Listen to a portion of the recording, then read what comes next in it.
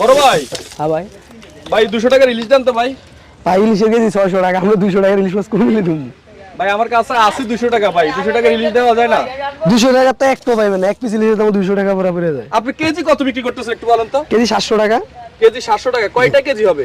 এই তো 4টা।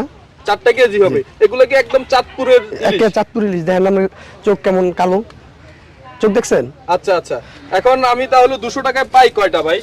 200 টাকায় তো আপনি একটা পাবেন, একটা হয় কিনা সন্দেহ। বড় দেখে একটা পাই? একটা, হ্যাঁ, একটু ছাদের দিকে একটা পাবেন। আচ্ছা আচ্ছা এই ধরেন। আচ্ছা আচ্ছা, তাহলে 200 টাকা এটা দেন।